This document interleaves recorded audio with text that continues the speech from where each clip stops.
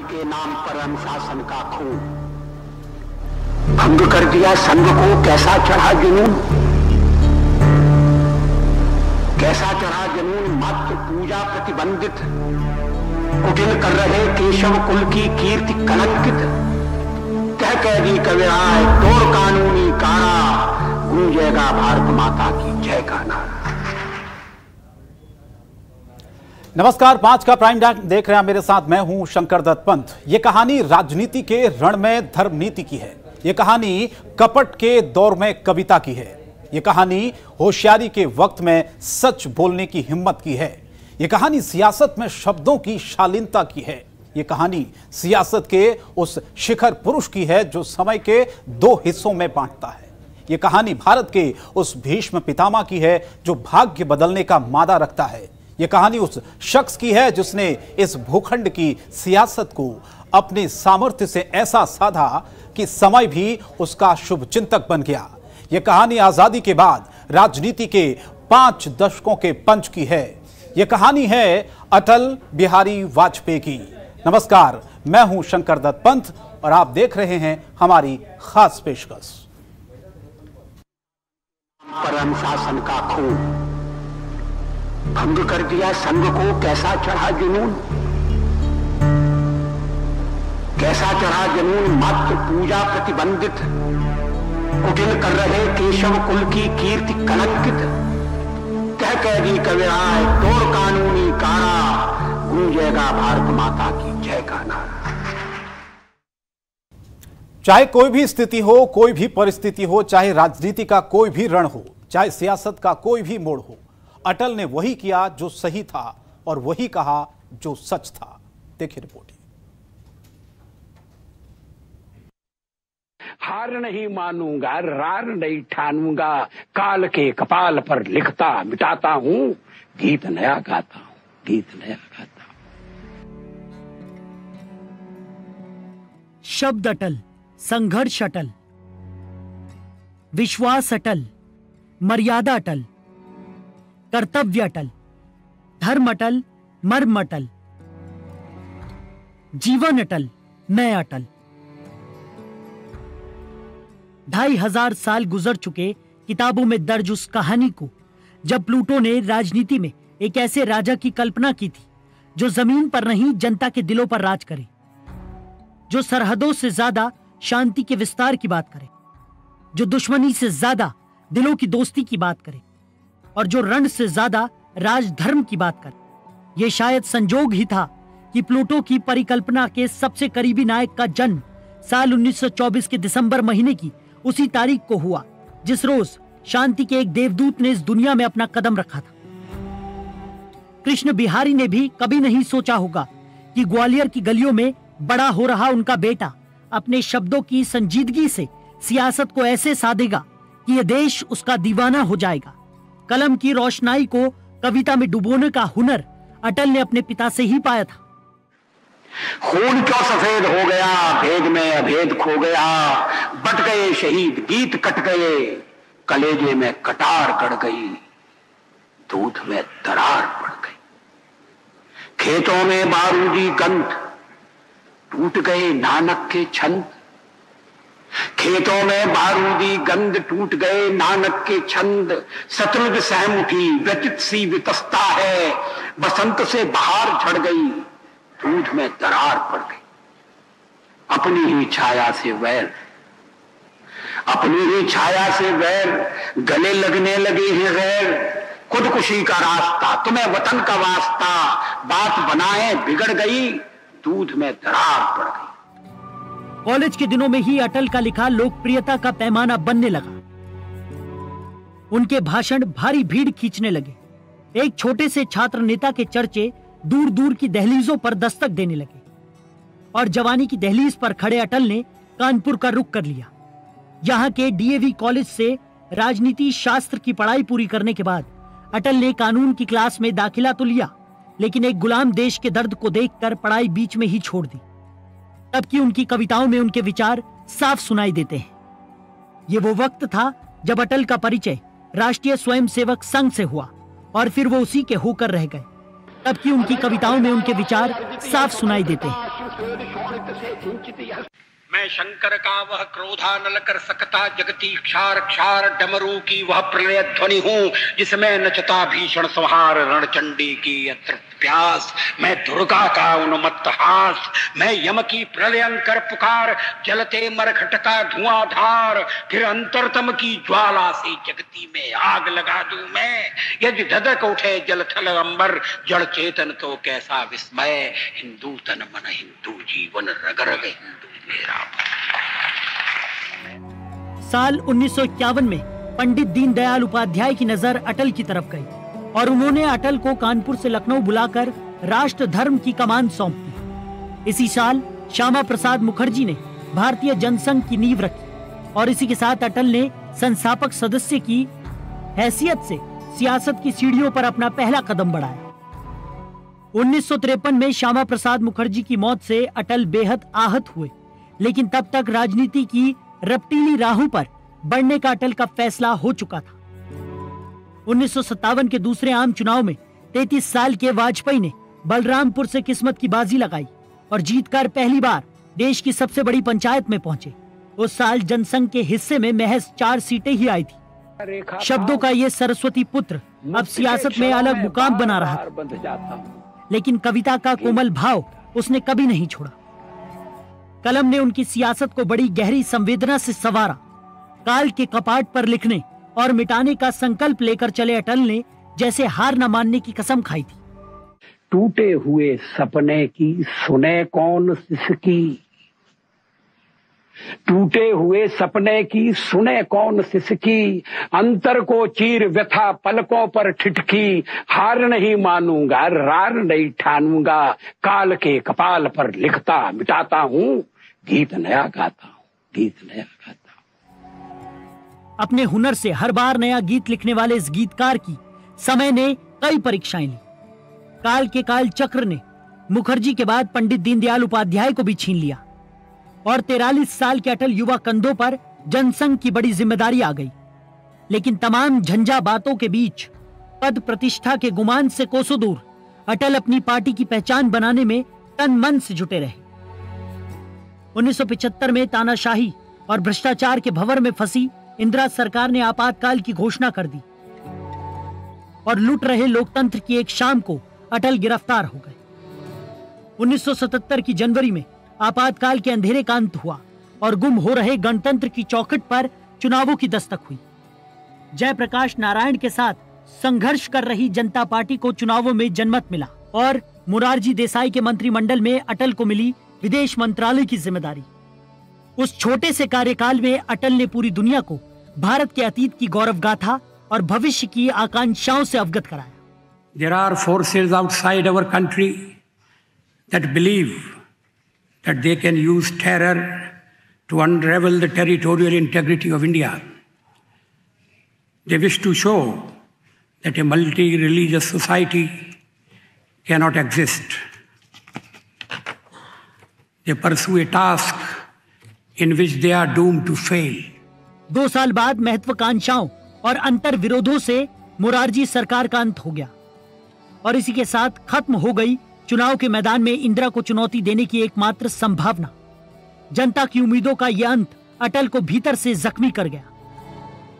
क्षमा करो बापू तुम हमको, वचन भंग के हम अपराधी, राजघाट को किया पावन, मंजिल भूले यात्रा आधी। जयप्रकाश जी रखो भरोसा, टूटे सपनों को जोड़ेंगे, चिता भस्म की चिनगारी से अंधकार के गढ़।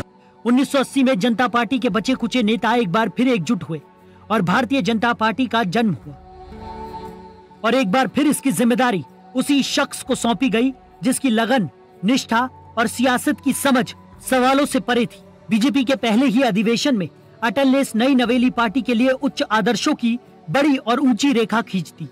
उन्होंने अपनी कलम से कमल का भविष्य लिख दिया। तो एक हाथ में भारत का संविधान और दूसरे में समता का निशान लेकर मैदान में कूदेंगे और जूझेंगे। हम छत्रपति शिवाजी महाराज के जीवन और संघर्ष से प्रेरणा लेंगे। सामाजिक समता का बिगुल बजाने वाले महात्मा फुले हमारे पथ प्रदर्शक होंगे। भारत के पश्चिमी घाट को मंडित करने वाले महासागर के किनारे खड़े होकर मैं ये भविष्यवाणी करने का साहस करता हूं, अंधेरा छटेगा, सूरज निकलेगा, कमल खिलेगा। 1989 में सियासत ने एक बार फिर करवट बदली। राजीव गांधी की हार के साथ राष्ट्रीय मोर्चे ने दिल्ली की सत्ता के सिंहासन पर दस्तक दी। बीजेपी ने उसे बाहर से समर्थन देने का फैसला किया, लेकिन भारतीय जनमानस के आत्ममंथन के दौर में देश ने 1.25 साल के अंदर ही चंद्रशेखर और वीपी सिंह के रूप में 2 प्रधानमंत्रियों का दौर देखा। ब्यूरो रिपोर्ट, जनतंत्र टीवी।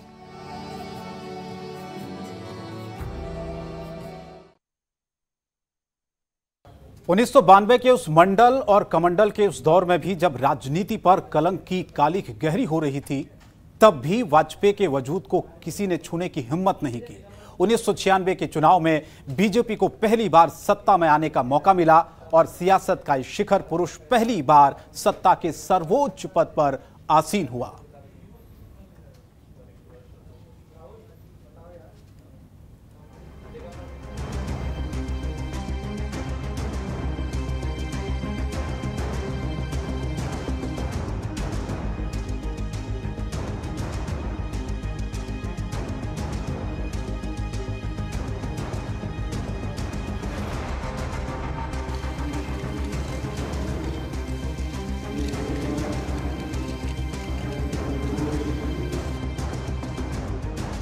अटल के सामने सदन में संख्या बल साबित करने की चुनौती थी।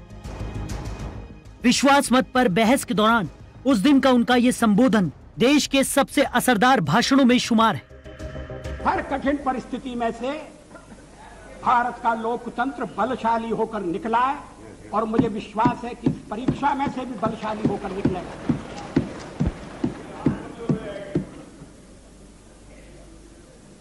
मैंने 40 साल आलोचना की है।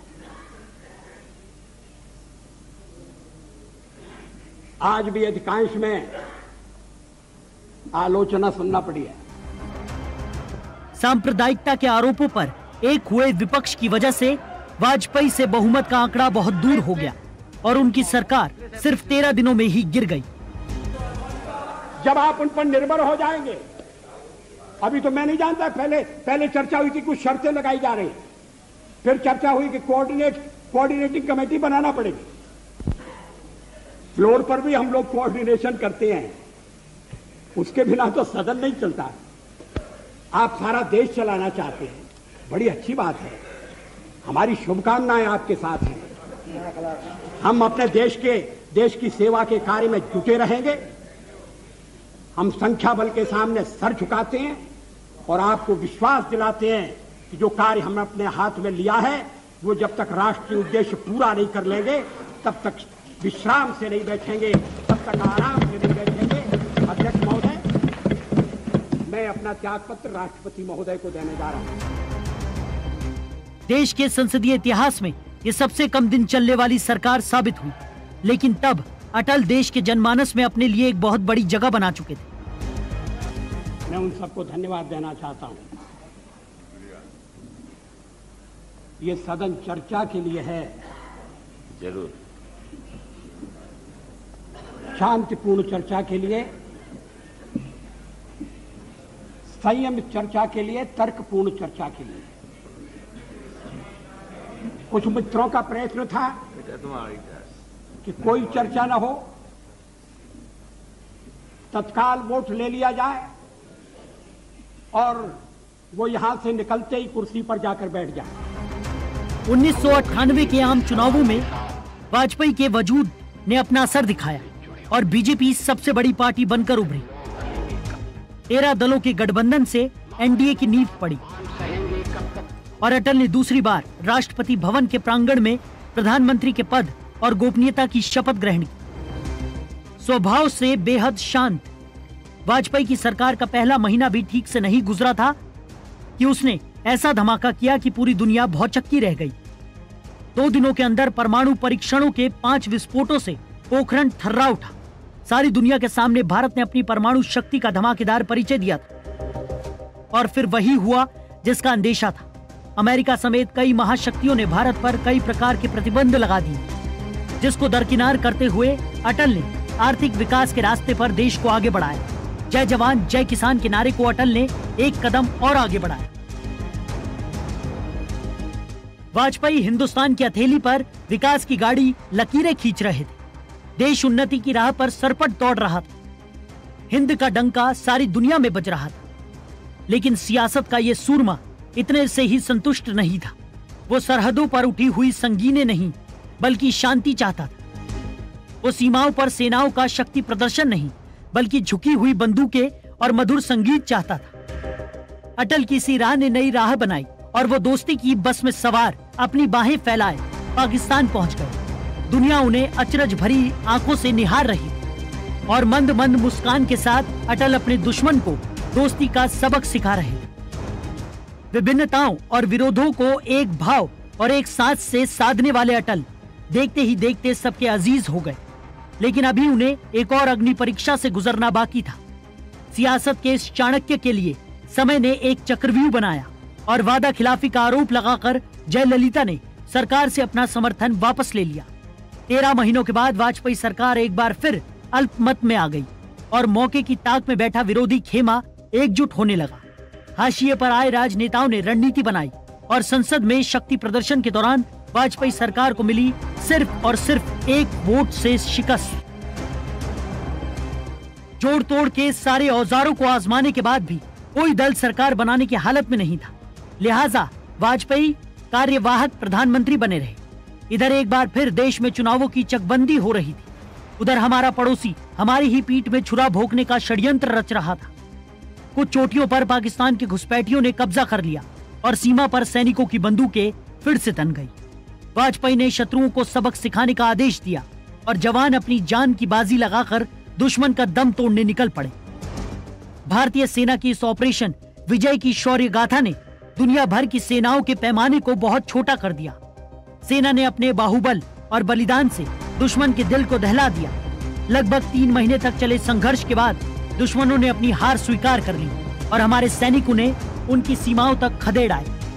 इस विजय ने अटल को एक सुलझे हुए सियासतदान के साथ साथ एक फौलादी सेना नायक के तौर पर स्थापित कर दिया। जम्मू कश्मीर की तकदीर बदलेगी।